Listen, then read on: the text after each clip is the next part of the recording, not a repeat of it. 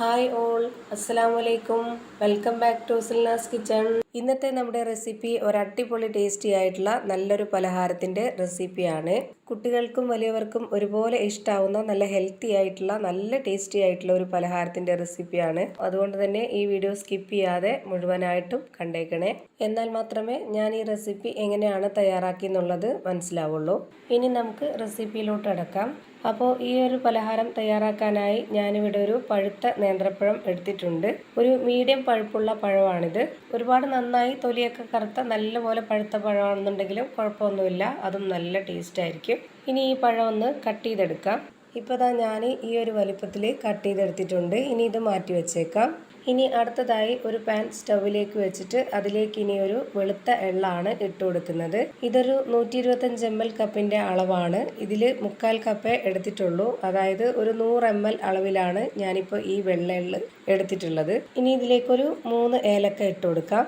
ഇനി ഫ്ലെയിം ഓണാക്കി കൊടുത്ത ശേഷം നന്നായിട്ടൊന്ന് ഇളക്കി കൊടുക്കാം. ഈ എള്ള് ഒരുപാടങ്ങ് കളർ വ്യത്യാസം വരുന്ന രീതി വരെ നമുക്കിത് ഇളക്കി കൊടുക്കേണ്ട ആവശ്യമില്ല. അപ്പോൾ ഇതിനൊരു കയ്പ്പ് രസം ഇറങ്ങും. അങ്ങനെ വരാതിരിക്കാൻ വേണ്ടി ലോ ഫ്ലെയിമിൽ ഇട്ടുകൊണ്ട് ഇതുപോലെ നന്നായിട്ടൊന്ന് കൈവിടാതെ ഇളക്കി കൊടുക്കാം. ഇനി ഇത് നല്ലപോലെ ചൂടായി കഴിഞ്ഞ് കഴിഞ്ഞാൽ ഈ ഒരു എള്ള് പൊട്ടും. അപ്പോൾ നമുക്ക് മനസ്സിലാക്കാം ഇത് വെന്തിട്ടുണ്ട് എന്നുള്ളത്.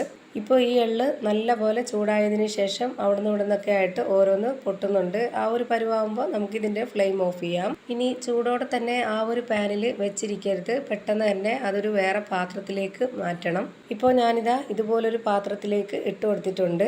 ഇനി ഇതിലേക്കൊരു അരക്കപ്പ് അളവിൽ കപ്പലണ്ടി പൊടിച്ചതാണ് ഇട്ട് കൊടുക്കുന്നത്. അടുത്തതായി ഇതിലേക്ക് ഇട്ട് കൊടുക്കുന്നത് ചിരകിയ തേങ്ങയാണ്. ഞാനിപ്പോൾ ഇവിടെ 250 ml കപ്പിൻ്റെ അളവിൽ ഒരു കപ്പ് തേങ്ങ എടുത്തിട്ടുണ്ട്. എത്രയാണോ എള്ള എടുക്കുന്നത് അതിനേക്കാൾ കൂടുതൽ തേങ്ങ ചിരകിയത് എടുക്കണം. ഇനി ഇതിലേക്ക് മധുരത്തിന് വേണ്ടി പഞ്ചസാര ഇട്ട് കൊടുക്കാം. ഞാനിവിടെ ഇതുപോലെ ഒരു വലിയ സ്പൂൺ അളവിൽ 4 സ്പൂൺ പഞ്ചസാരയാണ് ഇട്ട് കൊടുക്കുന്നത്. ഇനി പഞ്ചസാര വേണ്ട, ശർക്കര മതി എന്നുള്ളവർക്ക് ഗ്രേറ്റ് ചെയ്തെടുത്ത് ശർക്കര ഇട്ട് കൊടുക്കാം. ഇനി ഇതെല്ലാം കൂടി നന്നായിട്ടൊന്ന് യോജിപ്പിച്ചെടുക്കുന്നുണ്ട്. ഇപ്പോൾ ഇതെല്ലാം കൂടി നന്നായിട്ട് യോജിപ്പിച്ചെടുത്തിട്ടുണ്ട്. ഇനി ഇത് മാറ്റി വെച്ചേക്കാം. ഇനി അടുത്തതായി ഞാനിവിടെ ഒരു മിക്സിയുടെ ജാർ എടുത്തിട്ടുണ്ട്. ഇതിലേക്ക് നേരത്തെ കട്ട് ചെയ്ത് വെച്ചിട്ടുള്ള ആ ഒരു പഴം ഇട്ട് കൊടുക്കാം. ഇനി ഈ പഴം നന്നായിട്ടൊന്ന് അരച്ചെടുക്കണം. അതിനായിട്ട് ഇതിലേക്ക് അരക്കപ്പ് വെള്ളമാണ് ഒഴിച്ചു കൊടുക്കുന്നത്. ഇനി ഇത് നല്ല പോലെ ഒന്ന് അരച്ചെടുക്കാം.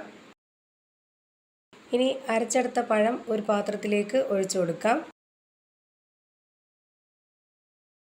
ഇനി ഇതിലേക്ക് ഒരു കപ്പ് വറുത്ത അരിപ്പൊടി ഇട്ട് കൊടുക്കാം. ഞാനിപ്പോൾ ഇതിലേക്ക് ഇട്ട് കൊടുത്തിട്ടുള്ളത് 250 ml കപ്പിൻ്റെ അളവിൽ ഒരു കപ്പ് അരിപ്പൊടിയാണ്.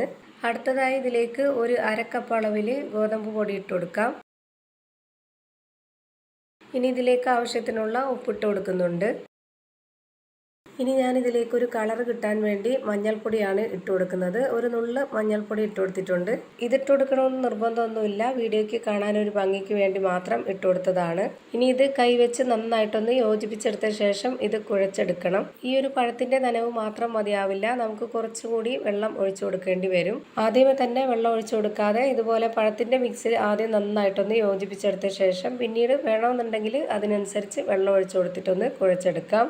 ഇപ്പോൾ ഞാനിതിലേക്ക് കുറച്ച് വെള്ളം ഒഴിച്ചു കൊടുത്തിട്ടുണ്ട്.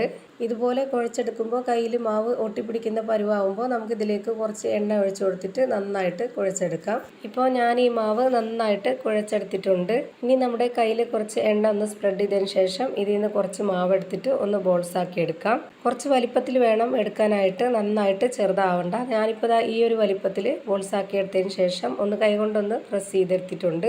ഇനി നമ്മൾ നേരത്തെ റെഡിയാക്കി വെച്ചിട്ടുള്ള ആ ഒരു എള്ളിൻ്റെയും തേങ്ങയുടെയും മിക്സ് ഇതിലേക്ക് വെച്ച് കൊടുക്കാം. ഞാനിപ്പോൾ ഒരു സ്പൂൺ നിറയാണ് വെച്ച് കൊടുത്തിട്ടുള്ളത്. എന്നിട്ട് ഇതുപോലെ മാവ് കൂട്ടിപ്പിടിച്ചൊന്ന് ബോൾസ് ആക്കി എടുക്കുന്നുണ്ട്. ഇങ്ങനെ ഒരു സ്പൂൺ നിറയെ വെച്ച് കൊടുത്തിട്ട് മടക്കാനായിട്ട് ബുദ്ധിമുട്ടുണ്ട് എന്നുണ്ടെങ്കിൽ പകുതി വെച്ച് കൊടുത്താലും മതി. ഇതുപോലെ ബോൾസ് ആക്കി എടുത്തതിന് ശേഷം മെല്ലെ ഒന്ന് കൈകൊണ്ട് പ്രസ് ചെയ്ത് കൊടുക്കാം. ഇതുപോലെ തന്നെ ചെയ്തെടുക്കണമെന്ന് ഒരു നിർബന്ധമില്ല, ഓരോരുത്തർക്കും ഇഷ്ടമുള്ള രീതിയിൽ റെഡിയാക്കി എടുക്കാം. ഞാനിപ്പോൾ ഇത് കാണാനൊരു ഭംഗിക്ക് വേണ്ടി ഇതുപോലെ ചെയ്തെടുക്കുന്നുണ്ട്. ഒരു ബുദ്ധിമുട്ടുമില്ല, വളരെ സിമ്പിളായിട്ടാണ് നമ്മളിത് റെഡിയാക്കി എടുത്തിട്ടുള്ളത്. ഇതേപോലെ തന്നെ എല്ലാ മാവിലും ഞാൻ റെഡിയാക്കി എടുക്കുന്നുണ്ട്. ഇത്രയും മാവിൽ റെഡിയാക്കി എടുത്തിട്ടുള്ളത് 11 പീസാണ്. ഞാനിപ്പോൾ ഈ ഒരു പാത്രത്തിൽ കറക്റ്റായിട്ടിരിക്കാൻ വേണ്ടിയിട്ട് 7 മാത്രമേ വെച്ച് കൊടുത്തിട്ടുള്ളൂ. ഇനി ഇത് ആവിയിലാണ് വേവിച്ചെടുക്കുന്നത്. അപ്പോൾ അതിനായിട്ട് ഒരു ഇടിയപ്പത്തിൻ്റെ ഇതുപോലുള്ള ഹോളുള്ള ഒരു തട്ടെടുത്തിട്ടുണ്ട്. അതിലേക്ക് കുറച്ച് നെയ്യ് ഒന്ന് സ്പ്രെഡ് ചെയ്ത് കൊടുത്തിട്ടുണ്ട്, നല്ലൊരു മണത്തിന് വേണ്ടിയിട്ടും ഇതിൽ ഒട്ടിപ്പിടിക്കാതിരിക്കാനും വേണ്ടിയാണ്. ഇനി ഇതുപോലെ ഇടിയപ്പത്തിൻ്റെ ആ ഒരു പാത്രത്തിൽ കുറച്ച് വെള്ളം വെച്ച് കൊടുത്തതിന് ശേഷം ഈ ഒരു തട്ട് ഇറക്കി വെച്ച് കൊടുത്തിട്ടൊന്ന് വേവിച്ചെടുക്കാം. ഒരു 10 മിനിറ്റ് വേവിച്ചാൽ മതിയാവും. നമ്മുടെ ഈ ഒരു പലഹാരം റെഡിയായി കിട്ടിയിട്ടുണ്ട്. ഇതിൻ്റെ അകമൊക്കെ എങ്ങനെയാണ് ഇരിക്കുന്നതെന്ന് അറിയാൻ വേണ്ടി ഇതൊന്ന് പൊട്ടിച്ച് കാണിച്ചു തരാം. ഇതിൻ്റെ ഉള്ളിലുള്ള ആ ഒരു കൂട്ട് കഴിക്കാൻ തന്നെ ഒരു പ്രത്യേക ടേസ്റ്റാണ്. തീർച്ചയായിട്ടും നിങ്ങൾക്ക് എല്ലാവർക്കും ഇഷ്ടമാവും. അപ്പോൾ നല്ല ടേസ്റ്റി ആയിട്ടുള്ള ഒരു അടിപൊളി പലഹാരം റെഡി ആയിട്ടുണ്ട്. തീർച്ചയായിട്ടും നിങ്ങൾക്ക് എല്ലാവർക്കും ഇഷ്ടമാവും. ഒരു തവണയെങ്കിലും ഒന്ന് ട്രൈ ചെയ്ത് നോക്കണം.